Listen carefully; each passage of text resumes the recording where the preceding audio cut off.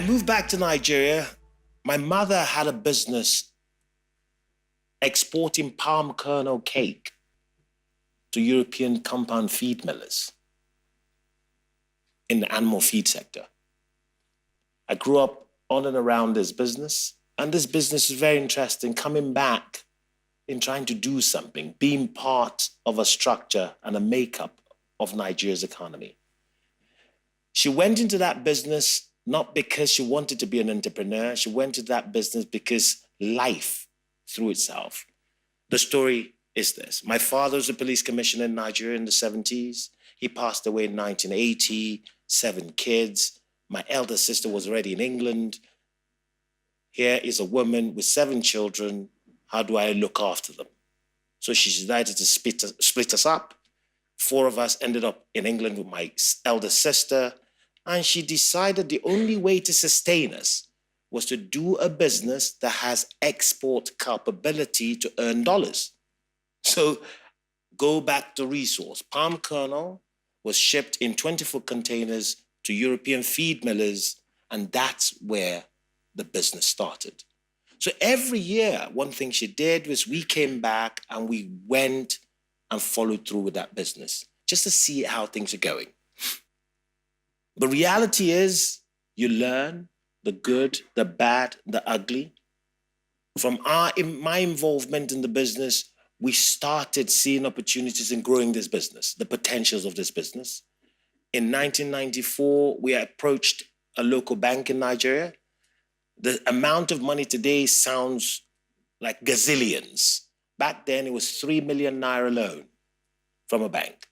But let me put it in perspective.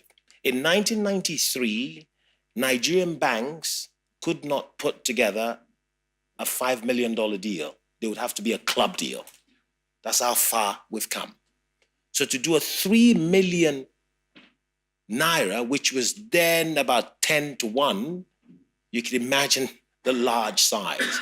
So my mother had to put every security we could muster together to put this loan together.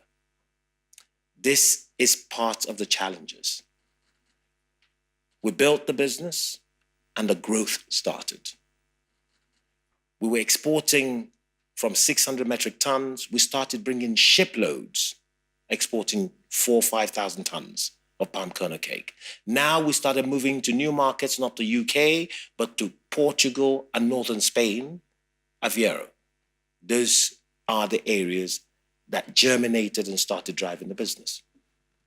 One of the important stuff that we realized is in 1999, the Nigerian economy started pushing itself. One, democracy came in. The focus on the economy is infrastructure, power was shot to bits, and these opportunities started showing rearing its head. So we, again, by opportunity, taking an opportunity position, government was pushing the power industry. So we approached a company called ABB, who back then wanted to sell. They had a business in Nigeria called the ABB Electrical Systems, and they wanted to sell that business. So we partnered with them, and we started rolling out projects in Nigeria with them. Then the government realized in building the distribution network, they needed a power generation business. So a company called Agreco, they're big in South Africa as well. They do emergency power rentals. We're the only people of choice that could come into Nigeria to deploy power systems in an emergency basis. But fortunately for us, I had an old friend of mine who went to school with me who called me from London and said, Kola, look, I'm consulting for a company called Agreco. They've never been in Africa. They've been approached by Nigeria for a project in Nigeria. They would love to come and work in Nigeria, but they need a partner. And the only person I know in Nigeria is you. Would you like to meet them? Now, we know nothing. Imagine, from palm kernel, this is power. So I flew out to London to this meeting, and the gentleman said, look, this is the situation. We like the contract. It's lucrative to us, would like to go to Nigeria. We don't know Nigeria. We want a partner that's going to hold our hands. You don't have to do anything, just provide local staff and local support. I said, oh, okay, we could do that. And that was how we got into the power business. But I'll tell you what's interesting.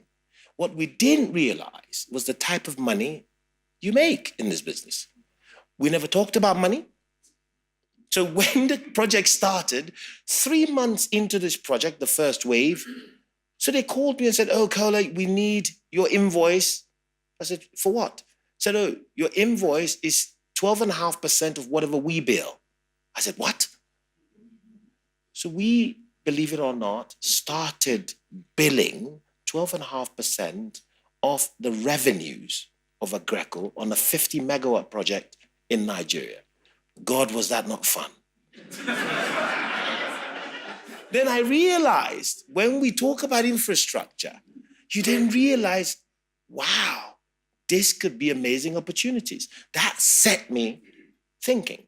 So I started looking at the gaps where international companies in Nigeria and in Africa wanting exits or partnerships will make sense. We negotiated, acquired ABB's electrical systems business. We actually were in the finals of negotiating ABB power lines in South Africa in 2002. That's another story. Unfortunately, we got to the finals. There were 2 companies. Then that was my 3rd trip to South Africa. Amazing business in Nigel. We negotiated. It was Price Waterhouse. I was working with them in this transaction. Then in the final round, they called us to a meeting and said, would like your black empowerment partner. I was confused. I looked at my color and I thought, for the first time in my life, I'm not black enough. So that was one of the amazing things that you learn as you go in Africa, their ways of doing business, the do's and don'ts of the continent. So, but again, the reason I bring this up is, as an entrepreneur, you need luck. Luck is a big part of the makeup of an entrepreneur. You need smarts, but more importantly, you need dedication and hard work to want to make it work. So that's the focus. We decided we went to Ghana with Agreco. Then my Pan-African, with 12.5%, my Pan-African dream started. I thought, not bad. So we went to Ghana with 30 megawatts. We went to Uganda. It's amazing in Uganda. We got to Uganda in 2003. Bujugali was being built and there was going to be a delay. We went in to do 60 megawatts. We ended up doing 180 megawatts. We were meant to be in Uganda for 2 years. We ended up being there for 10. Again, reason I bring this up is the opportunities, because infrastructure, when it comes to this continent or the continents that do not have it, is worse than a drug. You give people power. If you take it away, they want it more. You give people good roads, they want it more. You give water, they want more. So reality is the infrastructure gaps on the continent, to me, I see as an amazing opportunity for entrepreneurs right across the continent in jumping on that bandwagon in whatever phase of that spectrum in building a business.